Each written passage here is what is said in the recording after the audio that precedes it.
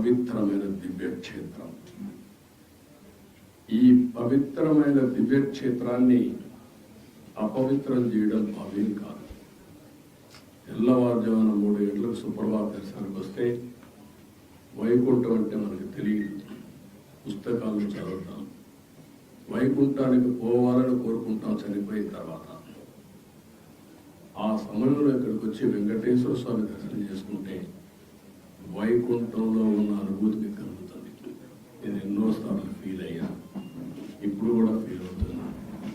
అందుకే నేను ఇక్కడికి వచ్చినప్పుడు అన్ని విషయాలు మర్చిపోయి ఒక పవిత్రమైన భావంతో పోవాలి. ఒకే స్లోగన్ ఉండాలి.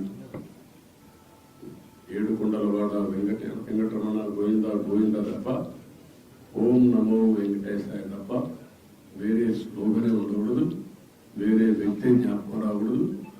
ఆ పేరుతోనే మొత్తం ప్రక్షాళన చేస్తాం. మళ్ళీ భారతదేశం కాకుండా ప్రపంచం మొత్తం అభినందించే విధంగా ఈ టీజీని తీర్చిదిద్దామని చెప్పి తెలియజేసుకుంటూ, మరొకసారి మీ సమస్యలు మళ్ళా సమయం వస్తుంది, నేను ఎప్పటికీ కూడా మాట్లాడతా అన్ని విషయాలు. ఎందుకంటే మళ్ళా నేను లైట్ కూడా క్యాచ్ చేస్తున్నాను. Just a couple of questions. Sir, ప్రక్షాళన టీటీడీ నుంచి ప్రారంభమవుతున్నారు. టీడీపీ గవర్నమెంట్ వచ్చింది స్టేట్ లో, బట్ టీటీడీలో కనిష్ఠితి. The chairman has resigned, board has resigned, EO has gone on leave. Can we expect a rejig of complete TTD? No, what I am saying is only one day. Now matter is moving. Yesterday నేను sharing ఏం చేశాను, వెంకటేశ్వర స్వామిని దర్శనం చేసుకున్న తర్వాత ఆయన ఆశీస్సులతో పని ప్రారంభించాలనుకున్నాను. వచ్చాను, ఆ సంకల్పం ఇక్కడ చెప్పాను.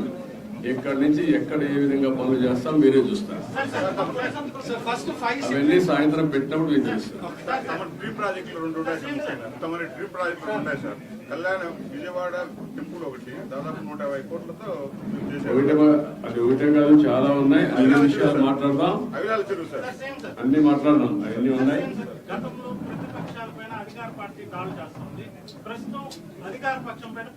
నేను మాట చెప్తానంటావా, అవన్నీ వెంకటేశ్వర స్వామి టెంపుల్లో మాట్లాడడం కరెక్ట్ కాదు. మీరేమంటున్నారంటే నేను మీలో కూడా ఇంకా మైండ్ మారాలి. కొంతమంది దొంగలే దొంగ దొంగ అనేసి అటెన్షన్ డైవర్ట్ చేయాలనుకుంటారు. అలాంటి వారికి నేను సమాధానం చెప్పక్కర్లేదు. పరిపాలన అంటే ఏంటంటే చేసి చూపించిన వాడిని, ముఠా నాయకులు అణిచివేసిన వాడిని, సంఘ విద్రోహ శక్తులు అణిచివేసిన వాడిని, రౌడీ అనేవాళ్ళు లేకుండా చేసిన వాడిని, కమ్యూనల్ వైలెన్స్ కంట్రోల్ చేశాను, తీవ్రవాదుల మీద పోరాడితే నేనే ప్రాణాన్ని ఇచ్చుకున్నాను. అదే మరి రాజకీయ ముసుగులో నేరస్తులు కరెక్ట్. ఆ విషయం గుర్తుపెట్టుకోండి. నేను ఒకటే చెప్తున్నా, ఎవడైనా సరే నేరాలు చేసి వేరే వాళ్ళ ప్రదేశం తప్పించుకోవాలనుకుంటే మాత్రం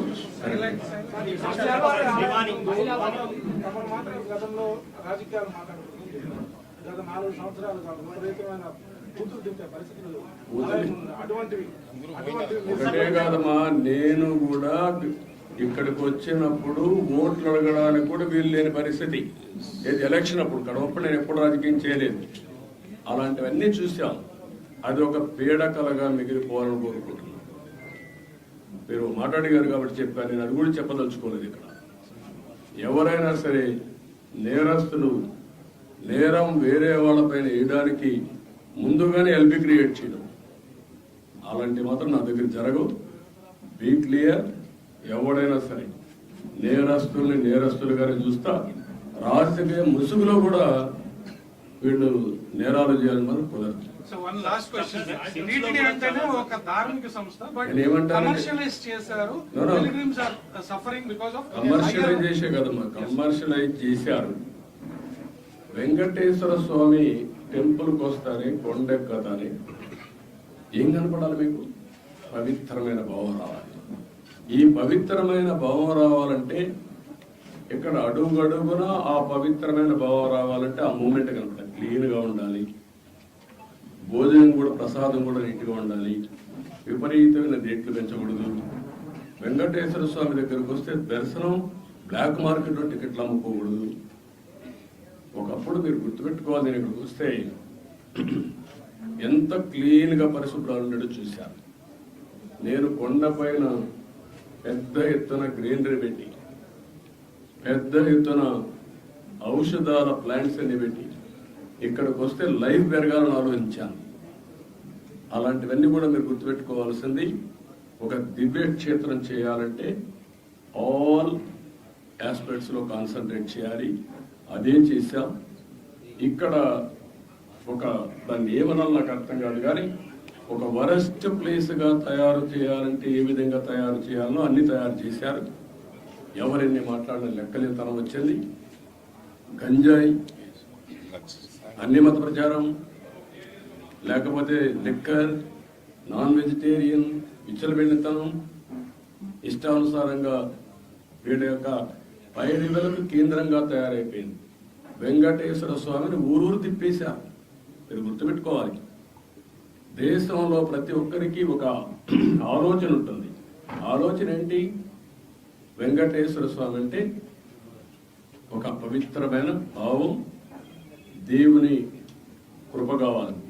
అలాంటిది పెళ్ళిళ్ళు జరిగినా, పేరెంటాలు జరిగినా వెంకటేశ్వర స్వామి తీసుకుపోయి పైరులు చేసుకోవడం ఏంటంటే ఇది విన్నారా ఎప్పుడన్నా?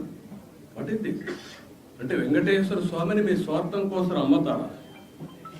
ఇష్టానుసారంగా పదవులు ఇచ్చుకుంటారా? మీరు పదవులు ఇచ్చేది ఎందుకు? ఆ పదవి ఇచ్చి ఆ పదవి ద్వారా మీ యొక్క కోర్టు కేసులు లేకుంటే మీ పనులు చేసుకోవడానికి ఎక్కడికి పోయారు మీరు? ఏమయ్యారు మీరు? అంటే వెంకటేశ్వర స్వామి, నేను ఎన్నోసార్లు చెప్పాను, గుర్తుపెట్టుకోవాలి మీరు మళ్ళీ ఒకసారి. వేరే దేవుళ్ళు నెక్స్ట్ జన్మంలో మీ మీద పనిష్మెంట్ ఇస్తారా, కానీ వెంకటేశ్వర స్వామిని నేను చూసా.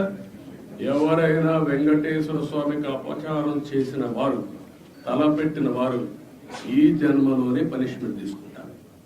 తీసుకున్నారు. మీరు తిరుపతిలో కూడా చాలా ఇన్సిడెంట్ ఒకసారి లెక్కేసుకోండి. ఎవరైనా సరే, ఉద్యోగస్తులు కానీ బయట వాళ్ళు కానీ ఎవరైనా సరే, దేవుడికి అపచారం చేసిన ప్రతి ఒక్కరూ శిక్ష అనుభవించారు. ఈ విషయాలు మీరు గుర్తుపెట్టుకోవాల్సిన అవసరం. కేంద్రం చేశారు. ఎర్రచందనాన్ని కూడా నేను గోడౌన్ కూడా పెట్టాను, మీరు చూసుంటారు. గోడౌన్ కూడా ఎర్రపోతా ఉంది.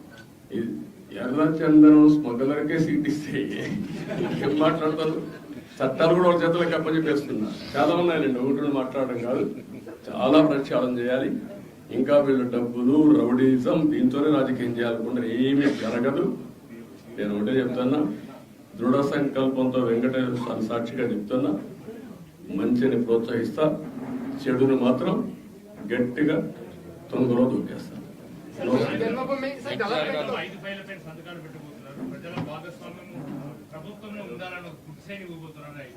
చెప్తారు కదా, అన్ని చూస్తారు కదా, మీరు అన్ని చెప్పాల్సిన లేదు.